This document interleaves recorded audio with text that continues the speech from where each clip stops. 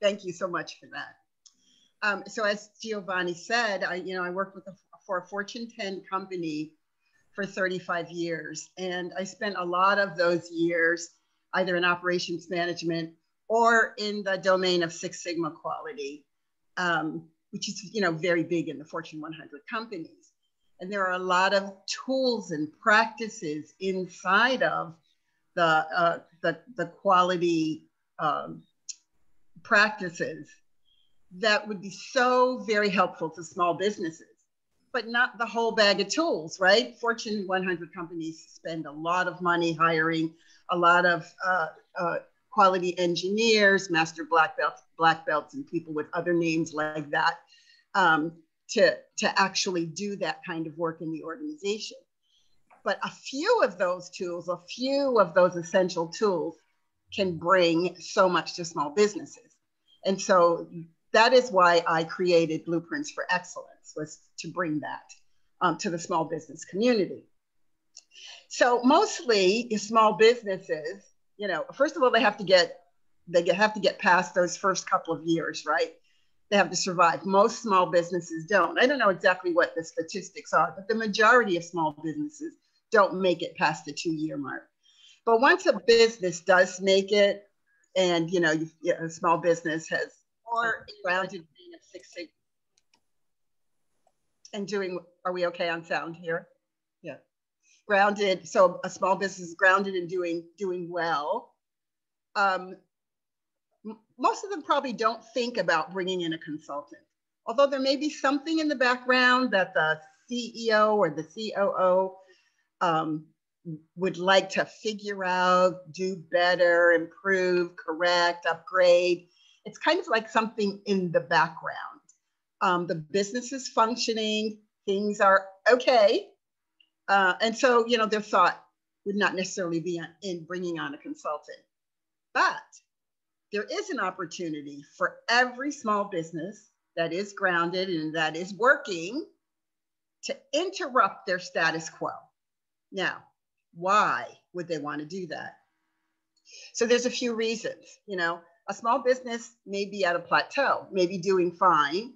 One of the businesses that I worked with was stuck at 6 million gross income for 3 consecutive years. And the COO wanted to figure out how to break the status quo, right? And and it's interesting. We'll talk a little bit more about that particular business and the scenarios that we found once we got inside. So, a business could actually be stuck where they are in some particular way.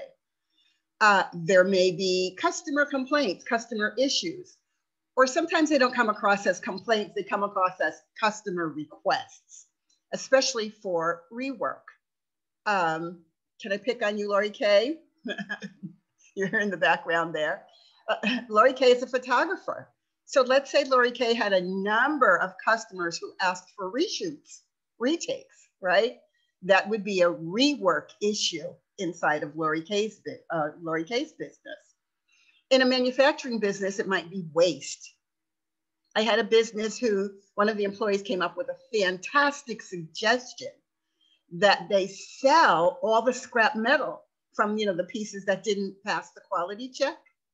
And, he got a little recognition and reward and a little check for coming up with a great idea, right?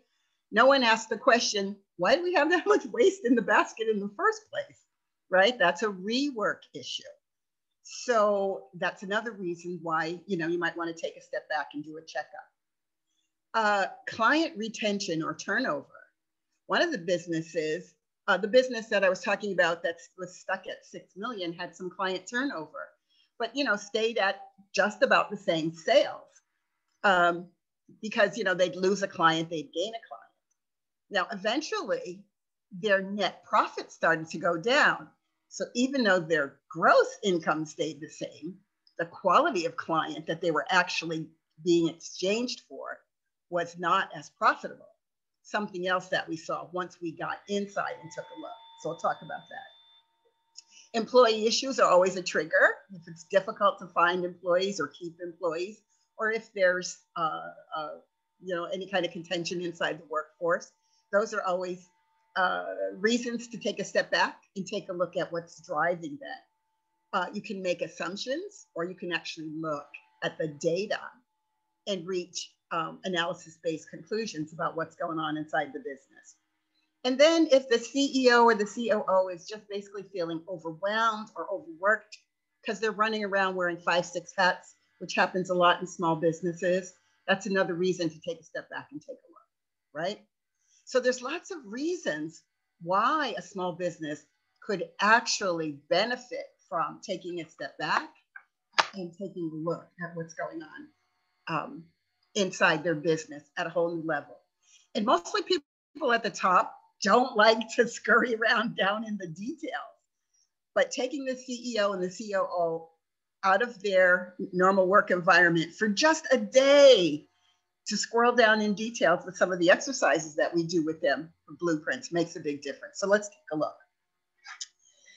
All right, so what do we do to cause that kind of a disruption, that interrupt? I should actually say interruption, because disruption has a specific meaning inside of the business community these days, right?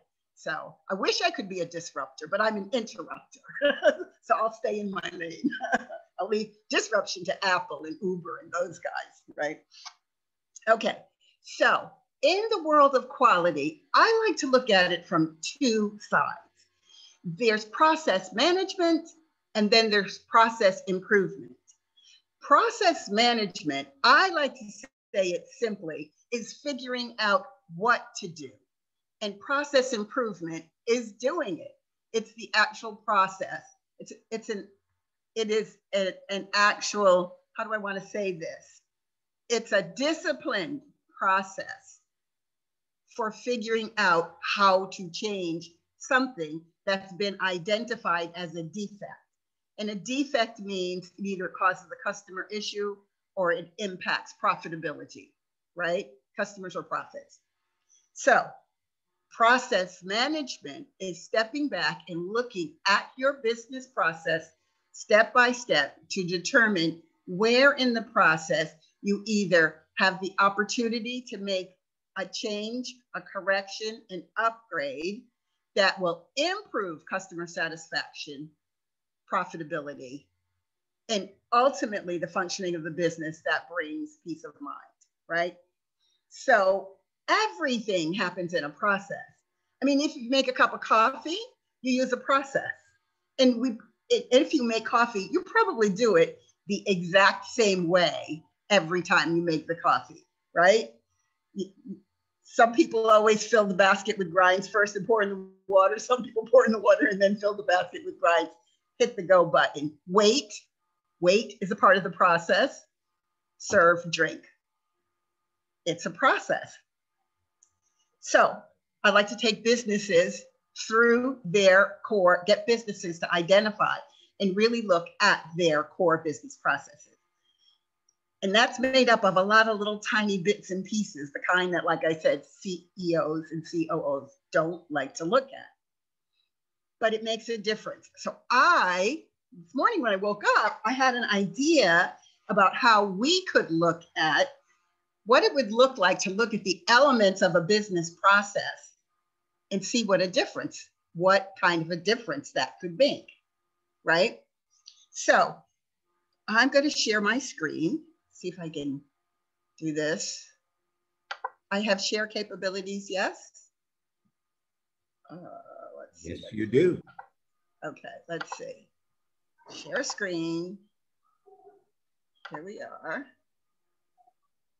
Can I get this? Is there a way for me to get this as a slideshow? That would be better, right? 1, 2. Sorry here. Okay. Okay. How about, Awesome. Is that good? Yep. Okay. All right. So well, how did that happen? Okay. Sorry about that.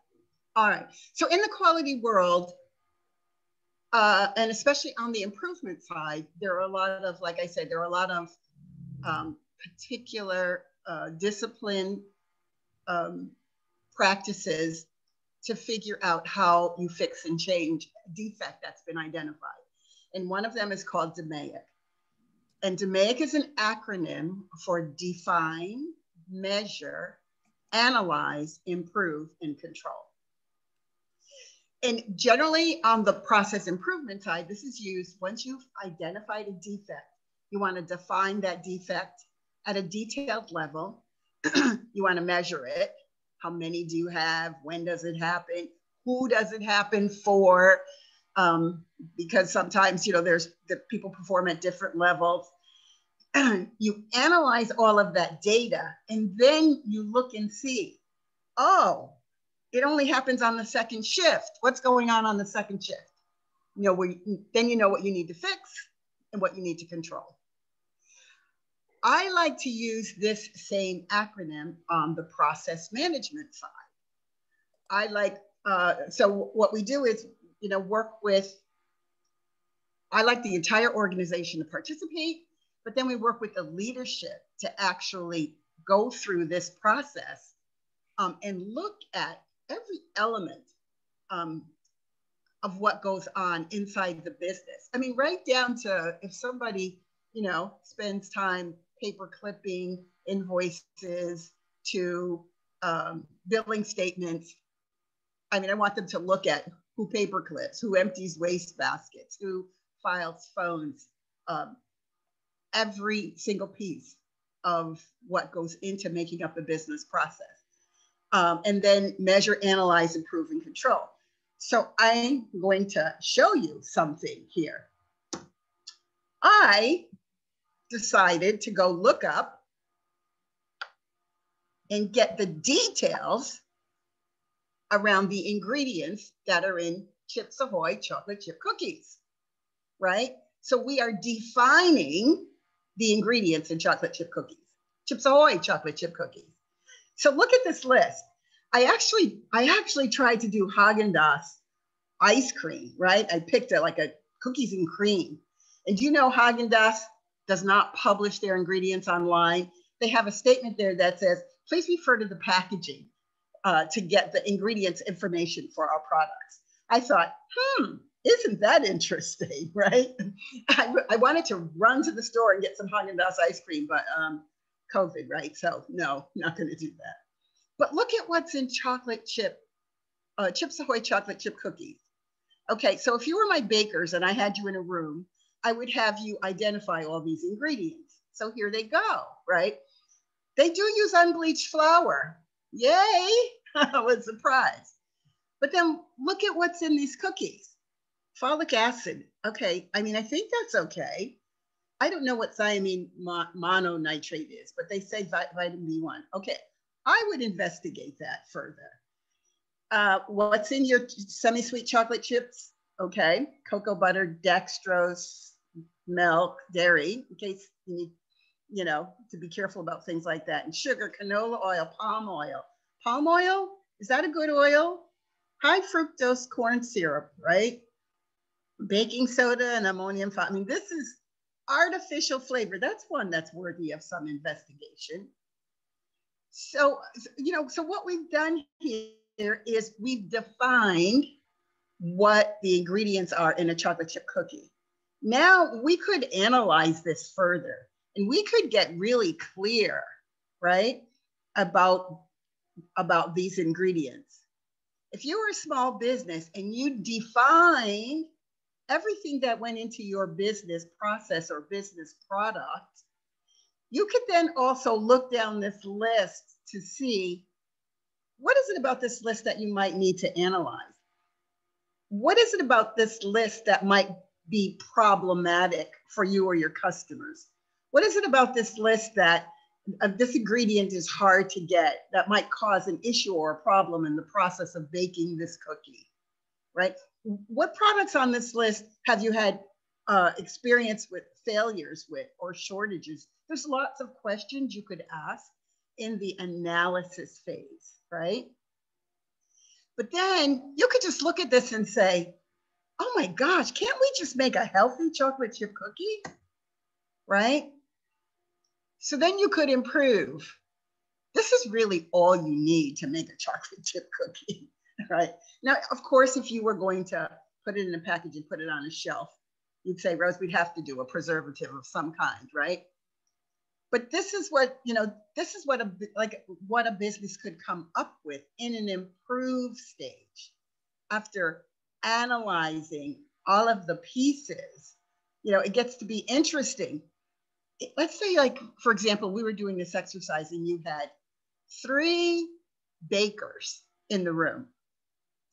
And you ask those 3 bakers to all identify all the ingredients or all the steps that they use in making the cookie. And then when you go to match it up, you didn't have 3 of every step. In fact, in one of them, one baker identified a step that the other 2 didn't. And oh, by the way, he makes the best cookies in the shop. Voila. Something has popped out, right? That you weren't present to. That little extra thing that he or she does that makes a difference in the result that they produce, or the vice versa. You get the most defects from that baker. Oh, that step shouldn't be in there. So it's an opportunity for you to make the process exactly the same, repeatable, reliable process done the same way by all of your workers all of the time.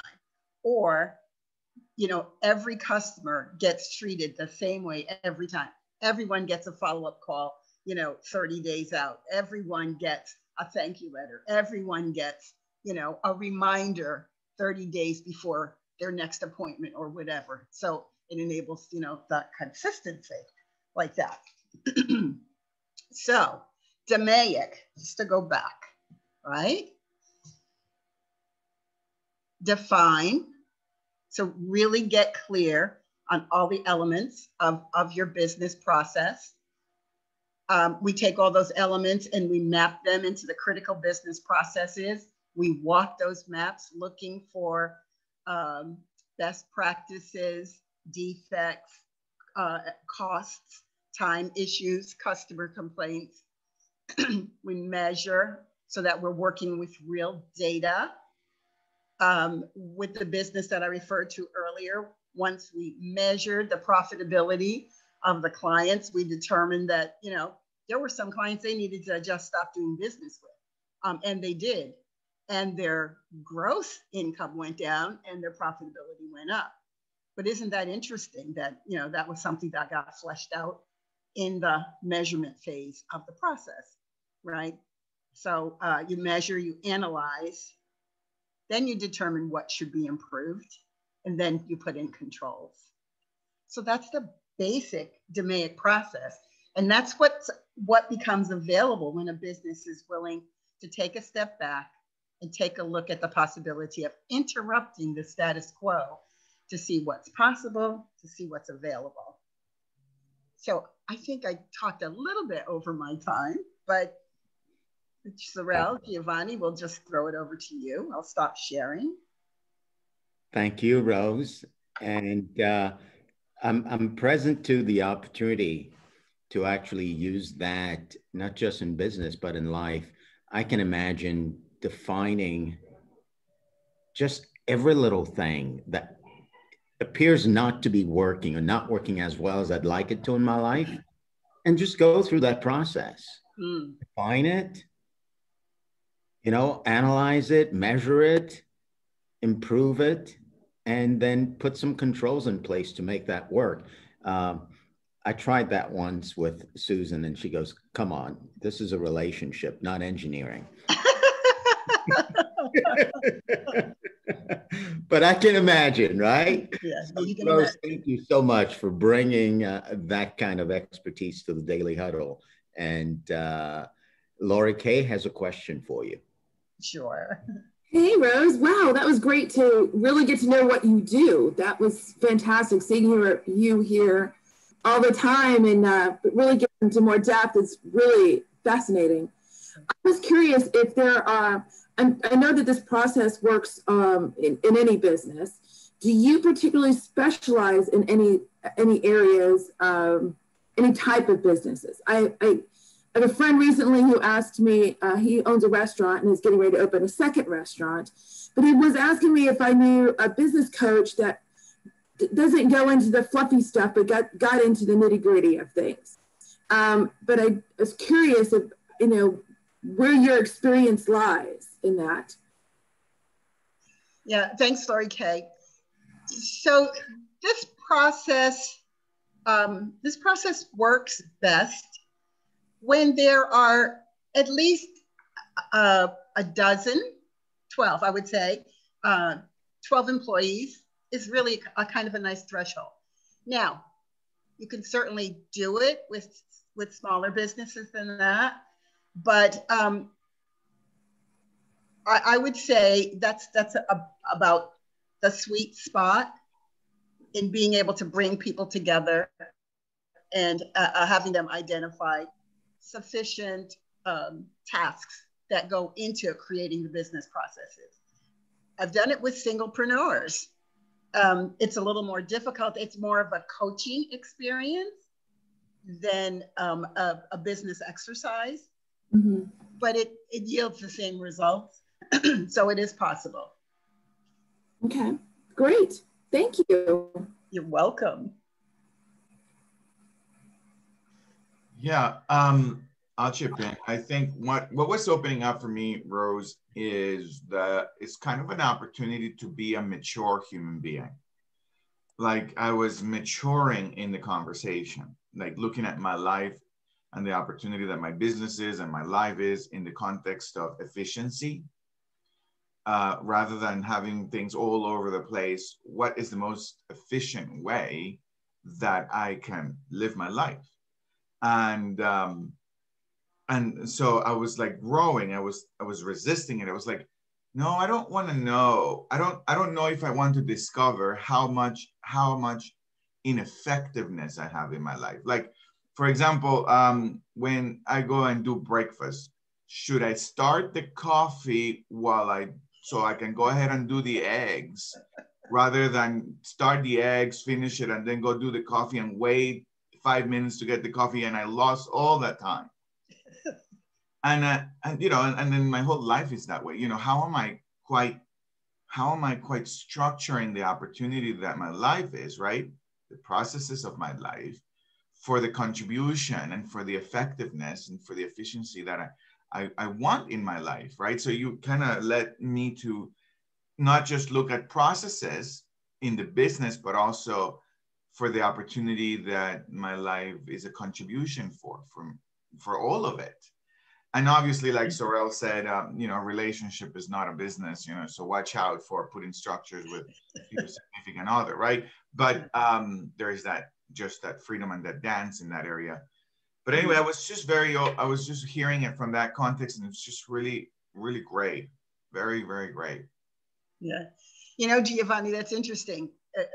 So a relationship is not an engineering project. And like you said, though, Saurel, you really could bring this everywhere, right? Because if something's not going well in a relationship, you can look at defining, okay, what could that possibly be? Could it be this? Could it be this? Could it be this? Could it be that? Well, how would I measure which one of those that is?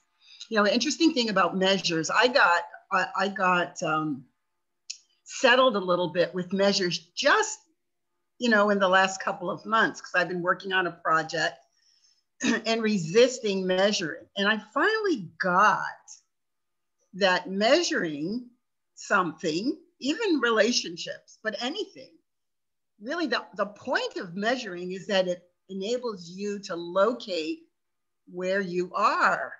It doesn't need to mean anything more than that. Unless you want to make it mean something more than that. It doesn't need to mean anything more than that. It's just a measurement of where you are or where it is. Yeah, absolutely. Relative to where you want to be. Yeah, I remember asking my son at some point, I like questions that measure something too. And I asked him, Stefano, from 1 to 10, how do you measure me as a father? 1, I'm the worst thing ever happened to you. 10, I'm the best father in the world. But you cannot give me a 1 and you cannot give me a 10. He said, okay, let me see, 6. What 6? What happened? Right? And so it was a dance. So I asked him, how can I get to an 8? How can I get to a 9? Right? Yes. And he did tell me, he says, you need to buy me more video games and we need to spend more time together.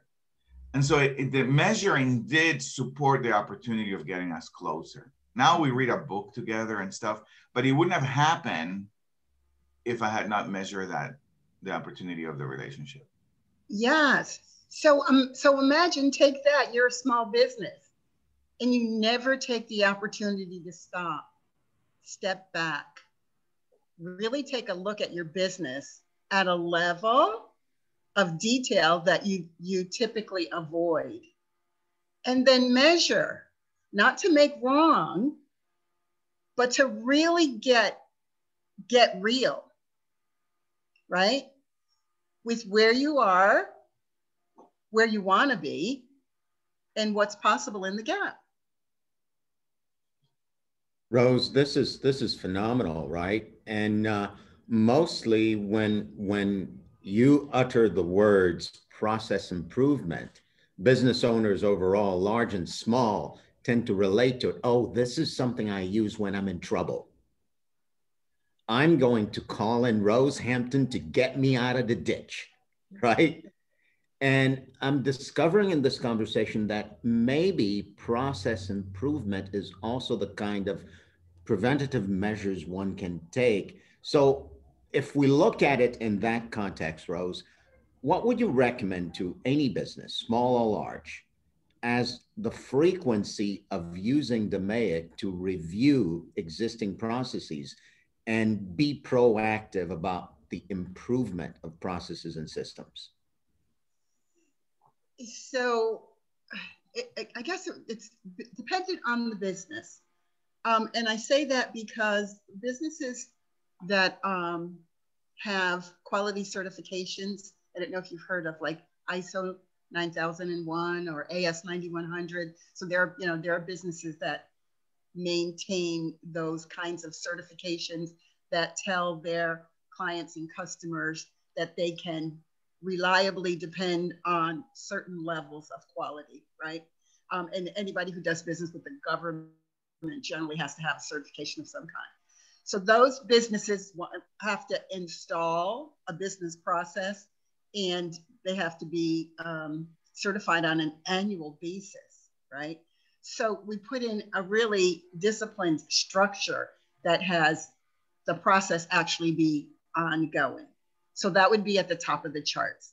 But for a business that just wants to do a drop-in check, I would say a minimum of every 3 years.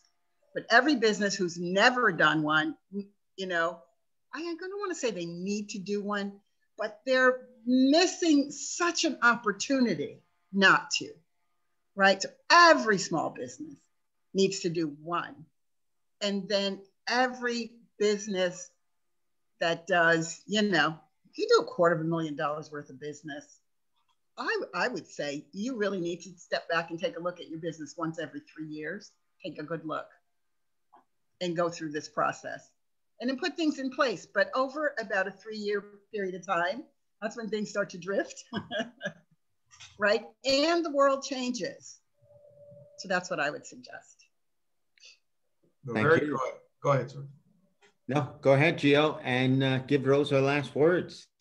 Yes, very good. Very good, Rose. Thank you for expanding the opportunity of us growing. Really, this is the conversation of maturing my business, proactively maturing my business and my life. Rose, what are your last words? I forgot about this part. I would say, back to something that you said, Giovanni, don't be afraid to just stop and take a look. I had one of my clients say, oh God, nobody wants to know that they have an ugly baby. So sometimes there's a resistance, right? Just don't be afraid. Step into it. Take a take a leap of faith. Take a day off. Take a look. It's not expensive to spend one day taking a look. See what's possible. And you'll be glad you did. Yeah, and Jill, before you close, I just want to echo what you said, Rose. Every business, regardless of your size, should at least do this once. And whether you're ready to do that or not, I would suggest calling Rose at least once and explore. So Rose, on that note, would you put the best contact information for yourself in the chat? I will. Don't forget to put your website.